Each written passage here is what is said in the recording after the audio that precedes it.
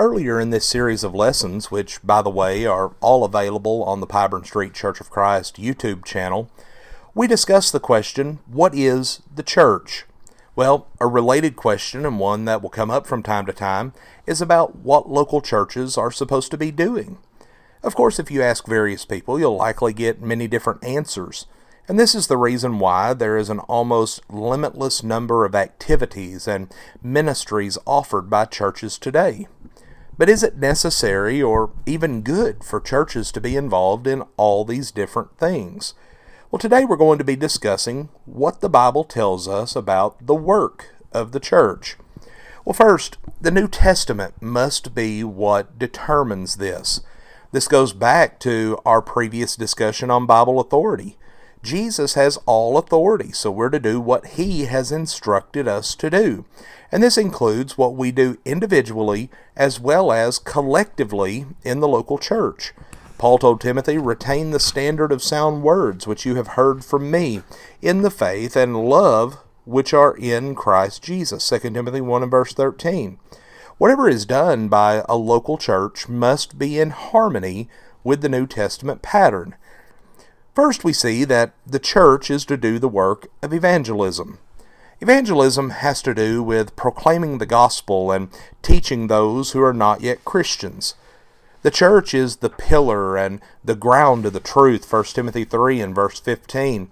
And by upholding and defending the truth, the church will necessarily be involved in the work of evangelism. The church in Thessalonica is a great example of this. In his first letter to them, Paul wrote, "For the word of the Lord has sounded forth from you, not only in Macedonia and Achaia, but also in every place your faith toward God has gone forth, so that we have no need to say anything." 1 Thessalonians 1 and verse 8. And like this congregation, churches today need to be spreading the gospel of Jesus Christ in their communities and throughout the world. Next, we see that the church is to do the work of edification. And this is about strengthening and building up those who are part of the church. The church is described in the New Testament as a self-edifying body. Paul wrote, "From whom the whole body, being fitted and held together by what every joint supplies, according to the proper working of each individual part, causes the growth of the body for the building up of itself in love." Ephesians 4 and verse 16. And as each part works together, we're all encouraged, strengthened, and equipped. This is one of the reasons why it's so important that we assemble together. The writer of Hebrews said, "Let us consider how to stimulate one another to love and good works, not forsaking the assembling of ourselves together as the manner of some is, but encouraging or exhorting one another, and so much the more as you see the day approaching." Hebrews 10 verses 24 and 25. Those who make a habit of missing the assemblies of the church are failing to participate in and benefit from one of the primary works of the Lord's church. But also the church is authorized to do the work of benevolence. And this was worded differently than the two previous points for a reason. Evangelism and edification are to be constant, ongoing works of the church. Now, there will always be a need for spreading the gospel. There will always be a need for encouraging the brethren.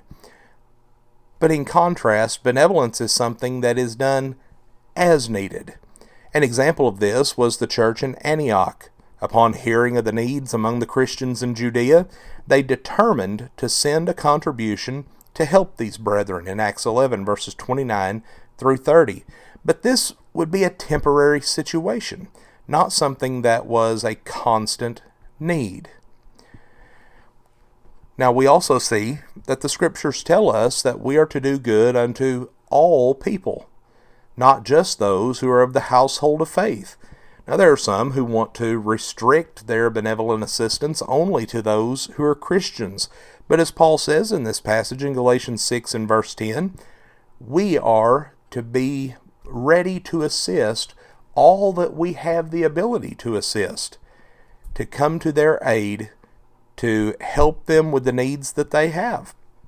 And we see examples in the scriptures of widows being helped, of orphans being helped, those in time of need were being cared for by the church. So what is the work of the church? The New Testament describes the church's work as spreading the gospel, building up its own, and helping those who are in need.